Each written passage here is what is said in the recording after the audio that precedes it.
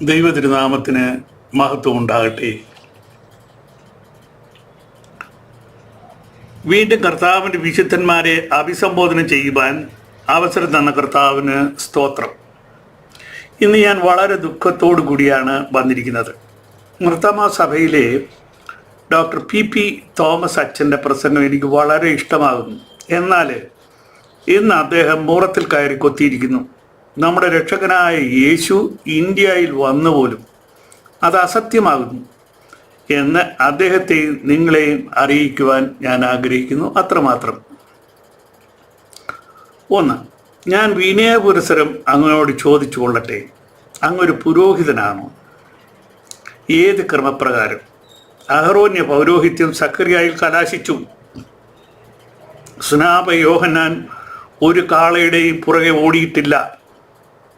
യേശു ഒരു കാളയുടെയും പുറകെ ഓടിയിട്ടില്ല. ദൈവം തൻ്റെ കുഞ്ഞാടിനെ കാൽവറിയിൽ ബലി കഴിച്ചതോടുകൂടി രക്തബലി കലാശിച്ചു. യേശു ഒരുത്തരെയും പുരോഹിതനാക്കിയിട്ടില്ല. പിന്നെ പിശാചാകുന്നു ഈ പട്ടം കൊടുക്കുന്നത്. നമുക്കൊരു പുരോഹിതനേ ഉള്ളൂ, അത് മഹാപുരോഹിതനായി സ്വർഗത്തിലിരിക്കുന്നു. അത് മൽക്കിസദേക്കിൻ്റെ ക്രമപ്രകാരം എന്നേക്കും പുരോഹിതൻ തന്നെ. അദ്ദേഹത്തെ നമുക്ക് 24/7 ഉപയോഗിക്കാം. 2, യേശു പറഞ്ഞു, ഞാൻ എൻ്റെ സഭയെ പണിയും, പാതാള ഗോപുരങ്ങൾ അതിനെ ജയിക്കുകയില്ല. അങ്ങ് ധാരാളം സഭകളിൽ പ്രസംഗിച്ചു. അതിലൊന്നെങ്കിലും എൻ്റെ സഭയുണ്ടോ? പന്നിയിറച്ചിയും വൈനും കഴിച്ചിരിക്കുന്ന പാതാള ഗോപുരങ്ങൾ ജയിക്കുവാൻ ശ്രമിക്കുന്നവരെ നോവിക്കാതെ, ഇലയ്ക്കും മുള്ളിനും കേടില്ലാതെ, മാനസാന്തരത്തെ തൊടാതെ പ്രസംഗിച്ചാൽ യേശുവിന് ശിഷ്യന്മാരെ ഉണ്ടാക്കുവാൻ പറ്റുമോ? അങ്ങ് ഒരു കർത്തൃ ശിഷ്യനാകുന്നുവോ? മത്തായി 28:19-20. 3, യേശു പറഞ്ഞു, ഒരാട്ടിൻകൂട്ടവും ഒരു ഇടയനുമാകും. 45,000 സഭകളുണ്ട്. 45,000 ആട്ടിൻകൂട്ടവും അസംഖ്യം ഇടയന്മാരുമുണ്ട്. അതിനെതിരായിട്ടു അങ്ങ് ഒരു ചെറുവിരലെങ്കിലും അനക്കിയോ? യോഹന്നാൻ 10:16. ഒരു വേലയും ചെയ്യാതെ ഇത്ര നാളും അങ്ങ് തിന്നത് വേദവിപരീതമല്ലേ? യേശു സുവിശേഷ വേല ചെയ്തു, ആശാരിപ്പണി ചെയ്ത് അമ്മയെയും തന്നെയും പോറ്റി. പൗലോസ് കൂടാരപ്പണി ചെയ്തു, താനും സഭയും തിന്നു. ഞാനും 83 വയസ്സുള്ളപ്പോൾ ഇപ്പോഴും സുവിശേഷ വേലയും ചെയ്യുന്നു. ഞാനും എൻ്റെ സഭയും അതിൽ നിന്നും ഉപജീവനം കഴിക്കുന്നു. വേലയെടുത്ത് തിന്നുന്നു. 1 രൂപ പോലും ആരോടും വാങ്ങിയിട്ടില്ല. ദൈവം എനിക്ക് ഇഷ്ടം പോലെ തരുന്നു. 2 തെസ്സലോനി 3:10 റെഫറൻസ്.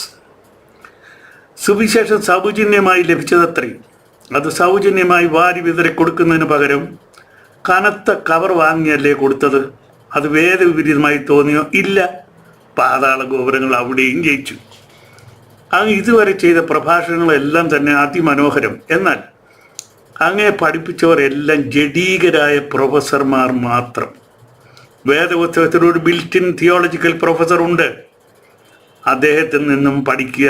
1 യോഹന്നാൻ 2:27. 7, ഇത്രനാൾ സുവിശേഷ വേല ചെയ്തു. ഏതെങ്കിലും ഒരു അഭിഷേകം പരിശുദ്ധാത്മാവിൽ നിന്ന് ലഭിച്ചോ?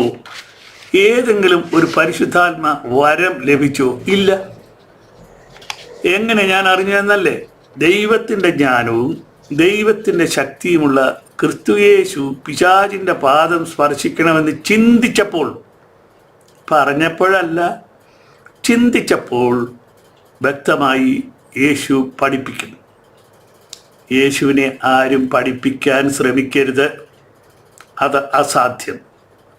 അങ്ങ് വിശുദ്ധനാണ്, നീതിമാനാണ്, ദോഷം വിട്ടകലുന്നവനാണ്, ദൈവഭക്തനാകുന്നു, ഉന്നതനാണ്, ദൈവപൈതലാണ്.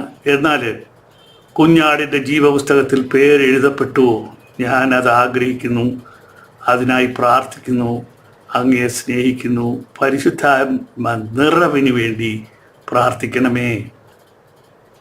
നമുക്ക് വിഷയത്തിലേക്ക് കടക്കാം. യേശു എന്ന നമ്മുടെ രക്ഷകനായ യേശു തമ്പുരാൻ ഇന്ത്യയിൽ വന്നിട്ടില്ല, ഹിമാലയത്തിലും ടിബറ്റിലും പോയിട്ടില്ല. പോവുക നികൃഷ്ടമാകുന്നു. ഇത് രണ്ടും ശിവന്റെ വാസസ്ഥലമാകുന്നു. ശിവൻ ഒരു വീണുപോയ മാലാഖയാകുന്നു, ലൂസിഫറിന്റെ ശിഷ്യനാകുന്നു.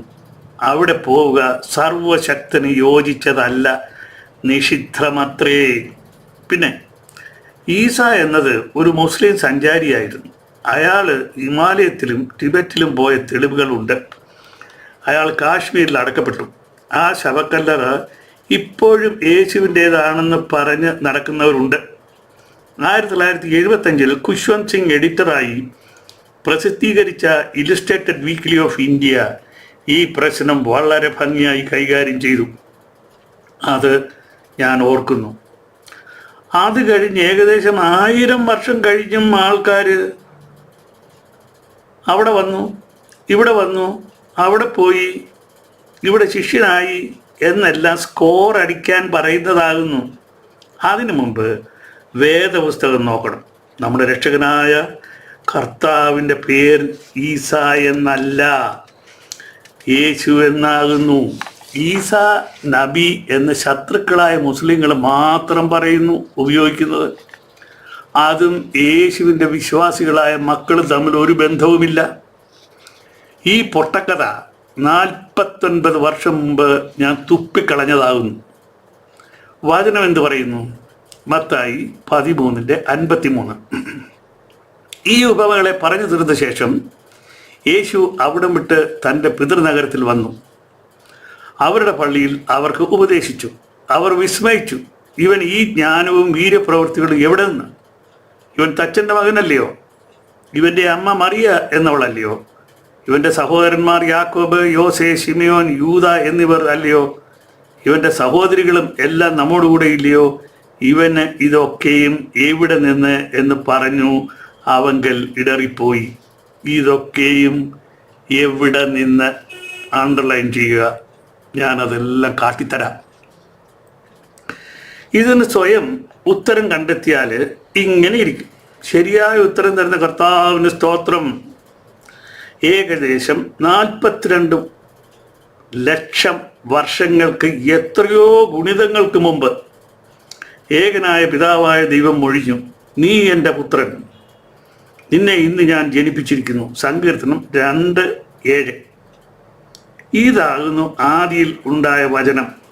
പ്രാസംഗന്മാർ പറഞ്ഞു നടക്കുന്ന പോലെ യോഹന്നാൻ 1:1 അത് മിനിഞ്ഞാന്ന് സംഭവിച്ചതാണ്.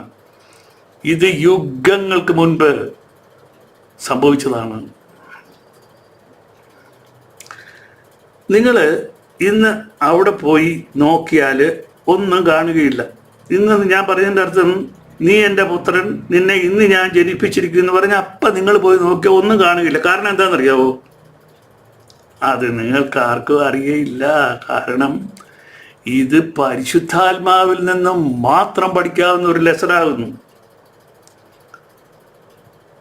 കാരണം ഉണ്ടായ മകൻ ദൃശ്യനായിരുന്നില്ല. അദൃശ്യനായ മകനെ നിങ്ങൾ എങ്ങനെ കാണും? അതാകുന്നു അദൃശ്യനായ ക്രിസ്തു. ദൈവം നമ്മോടുകൂടെ എന്ന് വാഗ്ദത്തം ചെയ്ത ഇമ്മാനുവേൽ ആയി വരുന്നതിന് പിതാവായ ദൈവം കണ്ട വഴി ഭക്തിയോടുകൂടി നോക്കണമേ. ഇപ്പോൾ അങ്ങ് വിചാരിക്കും, ആധികാരികമായി ഇത് സംസാരിക്കാൻ ഇവൻ ആര്? ഞാൻ ലോകത്തിലേക്ക് വെച്ച ഏറ്റവും ചെറിയ ദൈവദാസൻ, എൻ്റെ സഭയുടെ ശുശ്രൂഷകൻ. എൻ്റെ സഭ എന്ന് പറയുമ്പോൾ എ.വി. തോമസിൻ്റെ സഭയില്ല, യേശുവിൻ്റെ സഭ. യേശു പറഞ്ഞു, ഞാൻ എൻ്റെ സഭയെ പണിയും, my church, I will build my church. ആ എൻ്റെ സഭയുടെ കാര്യമാണ് ഞാൻ പറയുന്നത്. അതിൻ്റെ ചെറിയൊരു ശുശ്രൂഷകനാണ് ഞാൻ. പരിശുദ്ധാത്മാവിനോട് നിരന്തരം ഇടപെടുന്നവൻ, ഒരു ഇൻഡസ്ട്രിയലിസ്റ്റ്. ബാംഗ്ലൂരിൽ കുടുംബമായി ഇന്ദിരാനഗറിൽ താമസിച്ചു വരുന്നു. 83 നോട്ട് ഔട്ട്. ദൈവത്തിന് സ്തോത്രം. യഹോവ പിന്നെയും ആഹാസിനോട്, നിന്റെ ദൈവമായ യഹോവയുടെ താഴെ പാതാളത്തിലോ മീതെ ഭൂമിയിലോ ഒരു അടയാളം ചോദിച്ചുകൊള്ളുക എന്ന് കൽപ്പിച്ചതിന് ആഹാസ്, ഞാൻ ചോദിക്കുകയില്ല, യഹോവയെ പരീക്ഷിക്കുകയും ഇല്ല എന്ന് പറഞ്ഞു. അതിനവൻ പറഞ്ഞത്, ദാവീദ് ഗൃഹമേ കേൾപ്പീൻ, മനുഷ്യരെ മുഷിപ്പിക്കുന്നത് പോരാഞ്ഞിട്ടോ നിങ്ങൾ എൻ്റെ ദൈവത്തെ കൂടെ മുഷിപ്പിക്കുന്നത്? അതുകൊണ്ട് കർത്താവ് തന്നെ നിങ്ങൾക്കൊരടയാളം തരും. കന്യക ഗർഭിണിയായി ഒരു മകനെ പ്രസവിക്കും, അവൻ ഇമ്മാനുവേൽ എന്ന് പേർ വിളിക്കും. യെശയ്യ 7:10 മുതൽ 14 വരെ. യേശു ജനിക്കുന്നതിന് ഏകദേശം 700 വർഷങ്ങൾക്ക് മുൻപുണ്ടായ വെളിപാട് കന്യക ഗർഭിണിയായി ഒരു മകനെ പ്രസവിക്കും, അവൻ ഇമ്മാനുവേൽ എന്ന് പേർ വിളിക്കും, അവൻ ദൃശ്യനായിരിക്കും. അത് ഞാൻ കൂട്ടിച്ചേർത്താണ് കേട്ടോ. അവൻ നമ്മോട് കൂടെ ഹല്ലേലൂയ ഹല്ലേലൂയ ഹല്ലേലൂയ സ്തുതിയാകുന്ന ബലികളെ നിങ്ങൾ യഹോവയ്ക്ക് സമർപ്പിപ്പീൻ, യഹോവയുടെ നാമത്തെ സ്തുതിപ്പീൻ. കന്യക പ്രസവിച്ചു, സ്വർഗം ആഘോഷിച്ചു, ഭൂമിയിൽ ദൈവദൂതന്മാർ ഇറങ്ങി ഘോഷിച്ചു, മൃഗജാലങ്ങൾ ഘോഷിച്ചു, ആട്ടിടരായ മനുഷ്യർ ഘോഷിച്ചു. ദൈവത്തിന് സ്തോത്രം. ഈ കുഞ്ഞ് ആരാകുന്നു? നമുക്ക് ഒരു ശിശു ജനിച്ചിരിക്കുന്നു, നമുക്കൊരു മകൻ നൽകപ്പെട്ടിരിക്കുന്നു, ആധിപത്യം അവൻ്റെ തോളിലിരിക്കും. അവൻ അത്ഭുതമന്ത്രി, വീരനാം ദൈവം, നിത്യപിതാവ്, സമാധാന പ്രഭു എന്ന് പേർ വിളിക്കപ്പെടും. യെശയ്യ 9:6 ഞാൻ വായിച്ചത്. നമുക്ക് ജനിച്ച ശിശു നിത്യപിതാവ്. യേശു പറഞ്ഞു, ഞാനും പിതാവും ഒന്നാകും. അവരുടെ ആത്മാവിൻ്റെ പേരാണ് പരിശുദ്ധാത്മാവ്. ട്രിനിറ്റിക്ക് വേണ്ടി കടിപിടി കൂടുന്നവരെ, ട്രിനിറ്റി കണ്ടോ? ഈ നിത്യപിതാവ് ആരാകുന്നു? യെരൂശലേമിൽ ശിമിയോൻ എന്ന പേരുള്ള ഒരു മനുഷ്യനുണ്ടായിരുന്നു. ഈ മനുഷ്യൻ നീതിമാനും ഇസ്രായേലിൻ്റെ ആശ്വാസത്തിനായി കാത്തിരുന്നവനും ആയിരുന്നു. പരിശുദ്ധാത്മാവ് അവൻ്റെ മേൽ ഉണ്ടായിരുന്നു.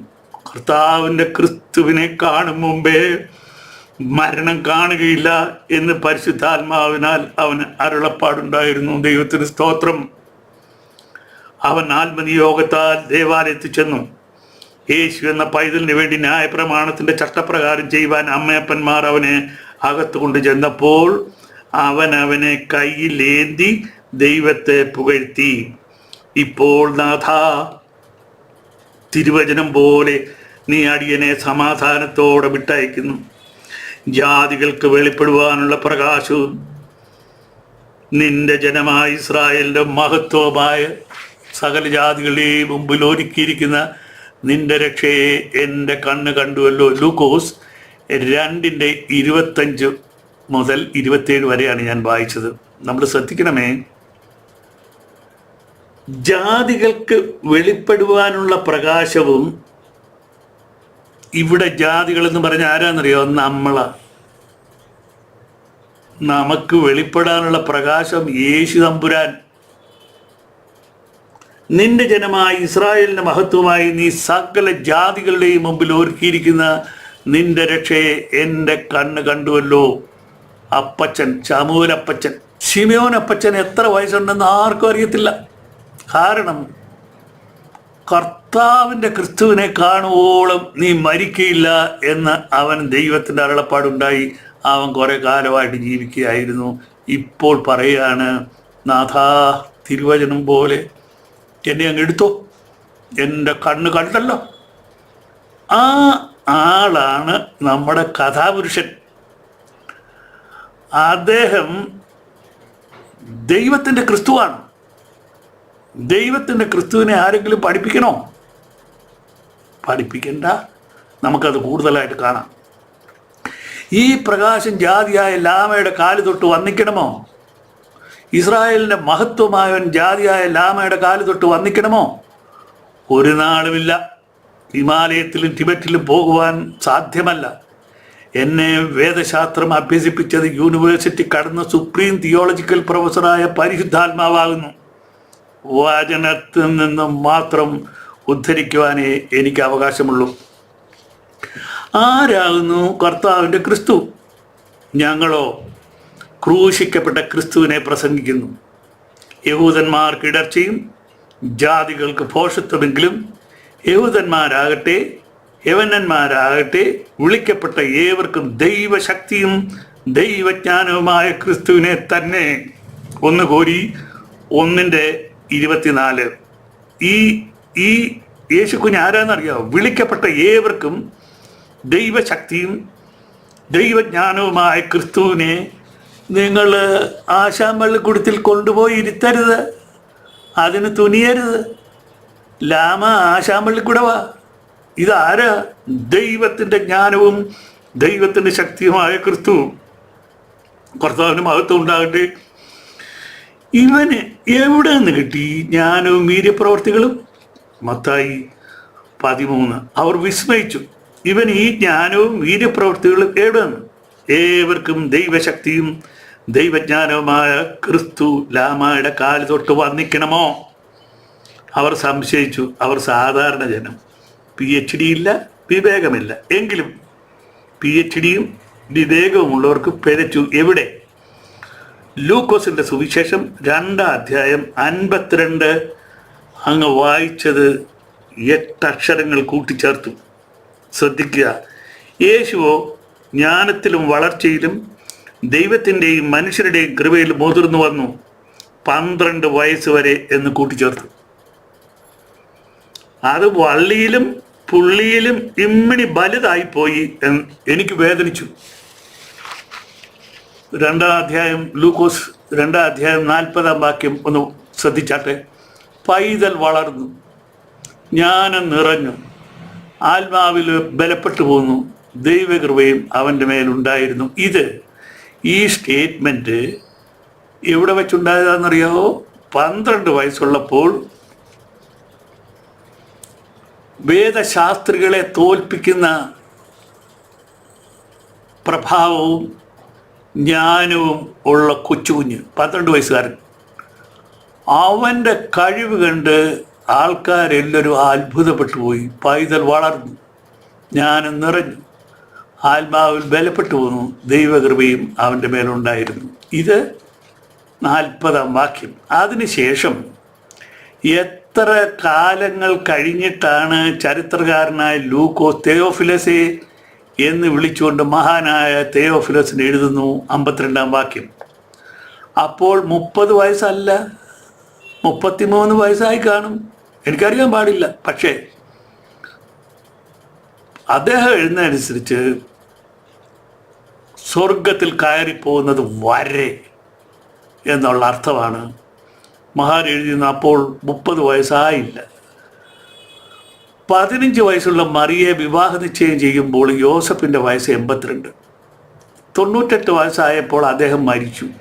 16 വയസ്സുള്ള ബാലൻ അപ്പൻ്റെ വർക്ക്ഷോപ്പിൽ കയറി അമ്മയെയും തന്നെയും സംരക്ഷിക്കണമോ അതോ വിധവയായ അമ്മയെ ഓൾഡ് ഏജ് ഹോമിൽ വിട്ടിട്ട് ലാമയുടെ ശിവൻ്റെയും സ്ഥലത്ത് ദൈവജ്ഞാനത്തിൻ്റെയും ദൈവശക്തിയുടെയും ഉറവിടമായ ദൈവത്തിൻ്റെ ക്രിസ്തു പിശാചിൻ്റെ കാല് തൊട്ട് വന്നിക്കണമോ? ജ്ഞാനികൾക്കും വിവേകികൾക്കും മറച്ചു വെച്ചിട്ട് ശിശുക്കൾക്ക് കൊടുത്തു എന്ന് പറയുന്നതിൻ്റെ ഒരു ഉദാഹരണം ഇതാകുന്നു. I praise you father, lord of heaven and earth, because you have hidden these things from the wise and the learned and revealed them to little children. Matthew 11:25-26. യഹോവ ജ്ഞാനികളുടെ ജ്ഞാനം ഭോഷത്വം എന്നിരിക്കുന്നത് വിസ്മരിക്കരുത്. ഇവിടെ ഒരു വാക്ക് ഞാൻ പറഞ്ഞു കൊള്ളട്ടെ. ചില സഭകളിൽ ശിശുക്കൾക്ക് സ്നാനം കൊടുക്കുന്നത് അവർ കൊടുക്കാൻ പാടില്ല. എന്താണെന്നറിയോ? അവർക്കൊന്നും അറിയത്തില്ല, അവർക്ക് ഒന്നും ഗ്രഹിക്കാനുള്ള കഴിവില്ല. ഇവിടെ പറഞ്ഞ എന്താണ്? ജ്ഞാനികൾക്കും വിവേകികൾക്കും കഴിവില്ല, അവർ കുതന്ത്രത്തിന് മാത്രമാണ് അവരുടെ കഴിവ്. അതുകൊണ്ട് അവരെ കൊണ്ട് മാറ്റി നിർത്തിയിട്ട് ലിറ്റിൽ ചിൽഡ്രൻ എന്നല്ല അവിടെ ഉപയോഗിച്ചിരിക്കുന്നത്, ലിറ്റിൽ ചിൽഡ്രൻ, കൊച്ചുകുട്ടികൾക്ക്. ഇതാണ് പൗലോസ് അപ്പോസ്തലനും പറഞ്ഞിരിക്കുന്നത്. ഇപ്പോൾ ജനിച്ച ശിശുക്കളെ പോലെ വചനമെന്ന മായമില്ലാത്ത പാൽ കുടിപ്പാൻ വാഞ്ചിപ്പീൻ. എനിക്കാണോ ഇപ്പോൾ ജനിച്ച കൊച്ചുകുഞ്ഞിനാണോ ഞാനും? കർത്താവിൻ്റെ കണ്ണിൽ കൂടെ നോക്ക്, പിശാചിൻ്റെ കണ്ണിൽ കൂടെ നോക്കാതെ. 12 വയസ്സ് മുതൽ 29 വയസ്സ് വരെ വേദപുസ്തകത്തിൽ യേശുവിനെ കുറിച്ച് ഒന്നുമില്ല എന്ന് പറഞ്ഞത് അസത്യമാകുന്നു. ഇത് അങ്ങ് മാത്രമല്ല, കുറേ ഏറെ കോശവന്മാർ ഇത് പറയുന്നത് ഞാൻ കേട്ടിട്ടുണ്ട്. എന്നാൽ ശ്രദ്ധിക്കുക, വേദപുസ്തകത്തിൽ ഒരുപാടുണ്ട്, ഒന്നുമില്ലെന്നല്ല, ഒരുപാടുണ്ട്. ഇതാ കേട്ടോ, ശ്രീമാനായ തെയോഫിലസെ, ആദ്യം മുതൽ കണ്ട സാക്ഷികളും വചനത്തിൻ്റെ ശുശ്രൂഷകന്മാരുമായവർ നമ്മെ ഭരമേൽപ്പിച്ചതുപോലെ നമ്മുടെ ഇടയിൽ പൂർണ്ണമായി പ്രമാണിച്ചു വരുന്ന കാര്യങ്ങളെ വിവരിക്കുന്ന ഒരു ചരിത്രം ചമപ്പാൻ പലരും തുനിഞ്ഞിരിക്കൊണ്ട് നിനക്ക് ഉപദേശം ലഭിച്ചിരുന്ന വാർത്തയുടെ നിശ്ചയം നീ അറിയേണ്ടതിന് അത് ക്രമമായി എഴുതുന്നത് നന്നെന്ന് ആദ്യം മുതൽ സകലവും സൂക്ഷ്മമായി പരിശോധിച്ചിട്ട് എനിക്ക് തോന്നിയിരിക്കുന്നു. ഹല്ലേലൂയ, ദൈവത്തിന് സ്തോത്രം. ഇത് ഒരു റോമൻ പ്രഭുവായ തെയോഫിലോസിന് ചരിത്രകാരനും നമ്മുടെ ഒരു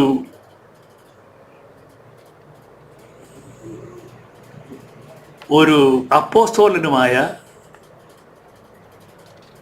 ലൂക്കോസ് തമ്മിൽ സംസാരിക്കുന്നതാണ്. നമ്മൾ പ്രമാണിച്ചു വരുന്ന കാര്യങ്ങളൊക്കെ വിവരിക്കുന്ന ഒരു ചരിത്രം ചമപ്പാൻ പലരും തുനിഞ്ഞതുകൊണ്ട് നിനക്കും ഉപദേശം ലഭിച്ചിരിക്കുന്ന വാർത്തയുടെ നിശ്ചയം നീ അറിയേണ്ടതിന്. നിനക്കെന്ന് വെച്ചാൽ ഈ റോമാക്കാരനും എഴുതിയ കൊള്ളാവുന്നുണ്ട്. അവന് കിട്ടിയ ഇൻഫർമേഷൻ്റെ വെളിച്ചത്തിൽ അവൻ എന്തൊക്കെയോ എഴുതി. നമ്മുടെ കയ്യിൽ അതില്ല, അത് പോകട്ടെ. അത് ക്രമമായി എഴുതുന്നത് നന്ന ആദ്യം മുതൽ സകലവും സൂക്ഷ്മമായി പരിശോധിച്ചിട്ട് എനിക്കും തോന്നിയിരിക്കുന്നു. ആദ്യം മുതൽ എന്ന് ഈ ലൂക്കോസ് എഴുതിയിരിക്കുന്നതിൻ്റെ അർത്ഥം എന്താണെന്നറിയോ? കന്യകയോട് ഗബ്രിയേൽ ദൂതൻ വന്ന് പറഞ്ഞു അവിടെ കൊലയ്ക്ക് കാരണമായത് ചാകുന്നെങ്കിൽ ചാകട്ടെ, കർത്താവിൻ്റെ ഇഷ്ടം നടക്കട്ടെ എന്ന് പറഞ്ഞ അവൾ ശരി. അതാണ് ആദി. അത് കഴിഞ്ഞിട്ട് ആദ്യം മുതൽ എന്ന് പറഞ്ഞപ്പോൾ അതിനൊരു അവസാനമുണ്ടോ? അതേതാണ്? അവൻ സ്വർഗത്തിലേക്ക് പോയത്. ശ്രദ്ധിച്ച് കേട്ടാട്ട്. ആദ്യം മുതൽ സകലവും സൂക്ഷ്മമായി പരിശോധിച്ചിട്ട് എനിക്ക് തോന്നിയിരിക്കുന്നു. യേശുവിനെ കുറിച്ചുള്ള പൂർണ്ണമായ ഈ വാക്കുകൾ ഒന്ന് ശ്രദ്ധിക്കണം. പൂർണ്ണമായ ഒന്നാമത്തെ ചരിത്രം ആദ്യം മുതൽ സകലവും സൂക്ഷ്മമായി പരിശോധിച്ചിട്ട് എഴുതിയ ഒന്നാമത്തെ ചരിത്രമാണ് ലൂക്കോസിൻ്റെ സുവിശേഷം. ലൂക്കോസ് ഒരു സുവിശേഷകനാണ്. തെയോഫിലോസേ, ഞാൻ എഴുതിയ ഒന്നാമത്തെ ചരിത്രം യേശു തിരഞ്ഞെടുത്ത അപ്പോസ്തലന്മാർക്ക് പരിശുദ്ധാത്മാവിനാൽ കൽപ്പന കൊടുത്തിട്ട് ആരോഹണം ചെയ്ത നാൾ വരെ, ആദ്യം മുതൽ ആരോഹണം ചെയ്ത നാൾ വരെ അവൻ ചെയ്തതും ഉപദേശിച്ചതും തുടങ്ങിയ സകലത്തെയും കുറിച്ച് ആയിരുന്നുവല്ലോ. ഇത് രണ്ടാമത്തെ ചരിത്രം. ഹല്ലേലൂയ, ദൈവത്തിന് സ്തോത്രം. ഞാൻ വിഷമിച്ച് ദൈവത്തിൻ്റെ പരിശുദ്ധാത്മാവിൻ്റെ മുഖത്തേക്ക് നോക്കിയപ്പോൾ പറഞ്ഞു, എഴുതടാ, എഴുത്. അങ്ങനെ എഴുതിയതായത് കേട്ടോ. ആരോഹണം ചെയ്ത നാൾ വരെ, ആദ്യം മുതൽ ആരോഹണം ചെയ്ത നാൾ വരെ അവൻ ചെയ്തതും ഉപദേശിച്ചു തുടങ്ങിയ സകലത്തെയും കുറിച്ചായിരുന്നല്ലോ. ഇതാ രണ്ടാമത്തെ ചരിത്രം. പിന്നെ അവൻ അവരോടുകൂടെ ഇറങ്ങി നാസറേത്തിൽ വന്നു, അവർക്ക് കീഴടങ്ങിയിരുന്നു. ഈ കാര്യങ്ങളെല്ലാം അവൻ്റെ അമ്മ ഹൃദയത്തിൽ ഗ്രഹിച്ചു. സ്തോത്രം കർത്താവേ, സ്തോത്രം.